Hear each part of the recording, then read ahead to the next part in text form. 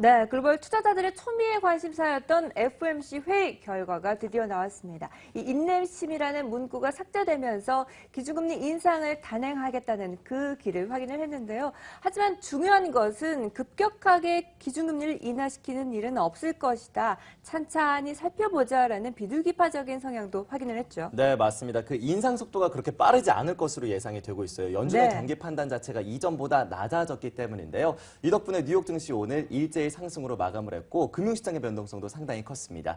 일단 오늘 FOMC 회의 결과를 어떻게 해석을 해야 될지 그에 따른 해석부터 일단 들어보도록 하죠. 네. MTN의 김정은 연구위원 모시고 이야기 나눠보겠습니다.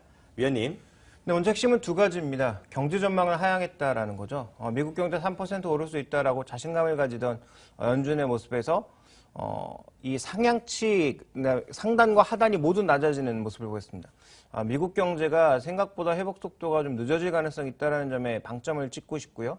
또 하나 주목해 볼 만한 포인트는 올해 이제 금리를 올릴 수 있는 상향치를 낮췄다라는 거죠. 이 두 가지가 핵심입니다. 그래서 두 분이 언급해 주신 것처럼 금리를 올린다고 하더라도 빠른 속도로 올릴 가능성은 낮다라는 것을 확인해 줬고요. 두 번째 이제 오늘 옐런 의장의 전반적인 예를 한마디로 추격해 보자면 니들 마음대로 생각하지 마라라고 경고하고 있습니다. 그러니까 여러 가지를 다 열어두고 있는 상황이죠. 그래서 여러 가지 여지를 다 열어둔 가운데 뭐 결론적으로 요약해 보자면 하반기 정도에 금리를 한 번 정도 올릴 텐데 뭐 아주 강력하게 올리면서 시장을 밀어올리진 영향을 주진 않겠다라는 정도로 해석해 볼 수 있을 것 같고요. 이것이 가지는 시사점은 미국 제조업의 악화, 즉 기업들의 볼멘 소리를 들었다라고도 판단해 볼 수 있는 상황입니다. 그래서 원래 이제 이 부분은 우리가 예상했던 부분이었고 내수 회복이 빨라지면서 3% 성장을 하지 않겠냐라고 봤는데 그렇다면 내수 회복도 상대적으로 제한적일 가능성이 있다라는 얘기가 되겠죠. 그렇다면 아마도 기업 이익을 늘리기 위한 방안이라든지 아니면 추가적인 성장 동력을 마련하기 위한 정책적인 배려들이 쏟아질 가능성. 이건 어떻게 보면 통화 정책이 아니라 정부 쪽의 정책에서 나올 가능성이 높기 때문에 아마 선거를 앞두고 이와 관련된 여러 가지 아젠다가 나오면서 미국 시장도 선거와 관련된 종목군들이 움직일 가능성, 정책과 관련된 종목군들이 움직일 가능성이 조금 열려있지 않나 이렇게 좀 봐야 될 것 같습니다. 네, FOMC 회의를 통해서 뉴욕 증시는 말 그대로 반전 드라마를 썼는데 우리 증시는 또 어떻게 시작을 할까요? 다시 한 번 더 외국인들 중심으로 매수가 확대될 수 있을까요? 외국인도 일부 들어올 것 같고요. 그다음에 오늘 미국 시장, 그다음에 유럽 시장 흐름을 놓고 봤을 때 단기적으로 관심을 가질 수밖에 없는 것은 또 최근에 부진했었던 조선주나 아니면 석유화학주, 정유주 이런 것들이 움직일 가능성이 좀 높아 보인다라는 점에 우리가 방점을 좀 찍어야 되겠죠. 그래서 이들 종목이 아마 단기적으로 오를 가능성이 좀 높아 보이고요. 중기적으로는 신성장 동력 쪽에 관심을 쏟아야 되는데 미국이나 한국이나 마찬가지로 신성장 동력 쪽에서 좀 겹치는 부분이 바이오라든지 IoT라든지 모바일 금융 쪽 그리고 스타트업 기업들 뭐 이런 쪽에 관심이 쏟아질 수밖에 없습니다. 그래서 이런 쪽에 여전히 좀 관심이 필요하다라고 보고 있고요. 뭐 증시와 연관된 것은 아닙니다만 미국 내에서도 크라우드 펀딩, 소셜 펀딩을 통한 스타트업 기업들에 대한 지원이 점차 늘고 있고 앞으로도 늘어날 것으로 예상되고 있는 만큼 만약에 정말 투자에 관심이 있고 여유 자금이 있으시다라고 생각하시는 분들은 꼭 증시 내에만 눈을 돌리지 말고 증시 외 밖에 스타트업 기업들에 투자하는 방법에 대해서 고민해 보시는 것도 충분히 좋은 투자처가 되지 않을까라고 보고 있습니다. 네, 여러 가지 투자 방안에 대해서 설명을 해주셨네요. 이어서 중소형주에 대한 이야기도 해보도록 하겠습니다. 간밤에 미국에서의 중소형주 중심의 지수인 러셀 2000 지수가 사상 최고치를 경신을 했습니다. 대형주 중심의 다우지수나 S&P 500 지수가 고점 부근에서 주춤하고 있는 사이에 중소형주들이 다시금 또 고점을 높여나가고 있는 상황인데요. 네. 이 같은 흐름들은 어떠한 시사점을 갖고 있을지가 궁금합니다. 어떻게 보셨습니까? 일단 대형주가 좀 버벅거리는 사이에 중소형주가 치고 올라오고 있다라는 거죠. 그러니까 지금 미국 시장도 그동안 대형주 위주의 상세가 이어지다가 이제는 대형주들이 주춤거리는 사이에 다른 종목으로 미국 내 투자자들도 눈을 돌렸다라고 봐야 될 것 같습니다. 준비된 그림을 보시면 연초까지만 해도 분위기가 분명히 중소형주 쪽은 아니었거든요. 오히려 대형주 쪽이라든지 다른 쪽의 섹터 쪽에 눈을 돌리는 양상 속에서는 헤매는 모습을 보이다가 최근 들어서 다우지수를 포함한 S&P 500이 정체된 모습을 보이니까 갑자기 치고 올라가고 있다는 얘기가 되겠죠. 그러면서 제가 오늘 미국 시장의 52주 신고가를 한번 쭉 살펴봤더니요. 안 보이시겠지만 보실 필요가 없습니다. 이 지금 수많은 종목 중에서 우리가 알만한 종목, S&P 500 내에 속해 있는 종목이 단 한 종목도 없습니다. 최근 미국 시장의 분위기를 그대로 설명해 준다라고 봐야 되겠죠. 물론 우리도 마찬가지지만 신고가 종목에 대형주가 포함되어 있는 경우가 많지 않습니다.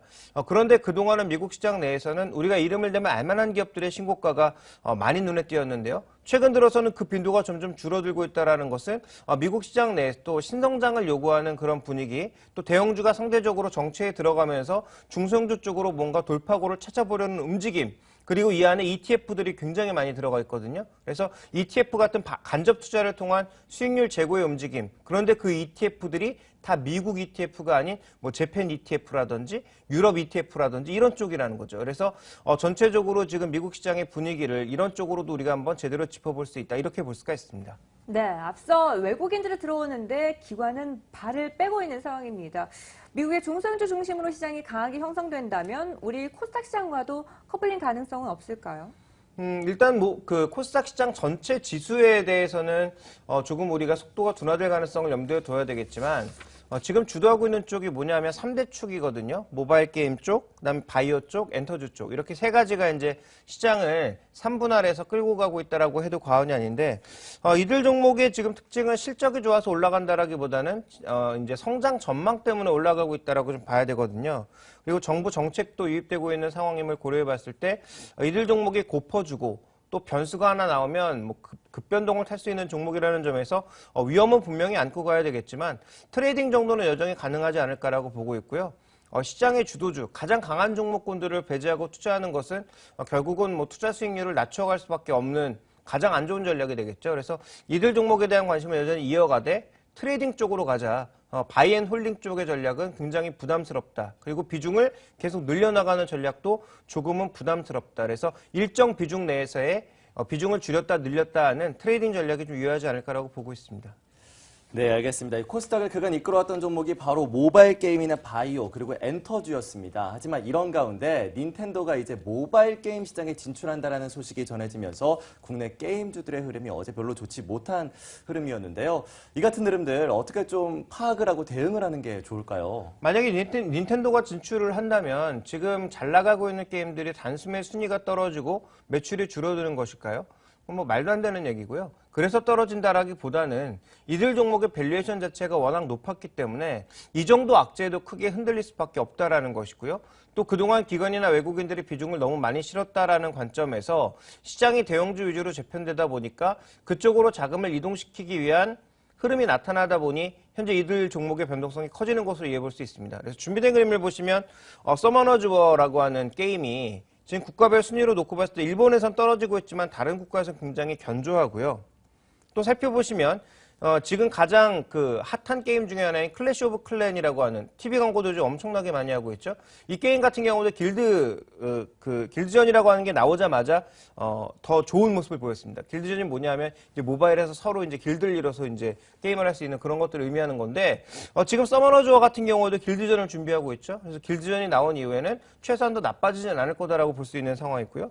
그다음 또 하나 살펴봐야 될 게 실제로 낚시의 신이나 서머너즈워 때문에 분기 매출이 3분기부터 급증했다라는 거죠. 그리고 이 급증된 흐름이 이어가고 있고 올해 이제 1분기, 2분기, 상반기에 새로운 게임들이 나오게 되면 약간의 이제 업그레이드를 할 수 있다라는 그런 기대감에 차 있어서 주가를 여기까지 끌고 온 건데 그럼 이런 성장 스토리가 닌텐도 하나 때문에 망가지지는 않는다라는 것입니다. 그러니까 가장 근본적인 이유는 이들 종목이 너무 비싸고 너무 기관들이 많이 가지고 있기 때문에 변동성이 커질 수밖에 없다라고 봐야 될 것 같고요. 그런 관점에서 본다면 제가 보기에는 아까 앞서 말씀드렸던 것처럼 비중 조절을 하는 정도의 탄력적인 매매가 필요한 것이지 이들 종목을 매도하고 나와야 된다. 이들 종목은 이제 영원히 이제 흐름이 죽었다. 이렇게 보기에는 좀 어렵습니다. 그래서 이들 종목이 젊은 시세는 아니죠. 이제 막 시작하는 그런 젊은 시세는 아니지만 그렇다고 해서 완전히 꼬부랑 할머니처럼 늙은 시세도 아니기 때문에 현재 구하는 이들 종목에 대해서는 뭐 트레이딩 정도 대신에 비중을 너무 늘려나가는 것은 이제는 조금 자제해야 된다라는 동일한 말씀을 드리겠습니다. 네, 이제 스마트폰을 통해서도 슈퍼마리오를 자주 만나게 되겠네요. 네. 걱정이 큽니다. 네. 자, 그래도 이제 주저하지 말고 시장 대응 전략 발빠르게 세워봐야겠죠? 오늘장 선전략 함께 하도록 하겠습니다.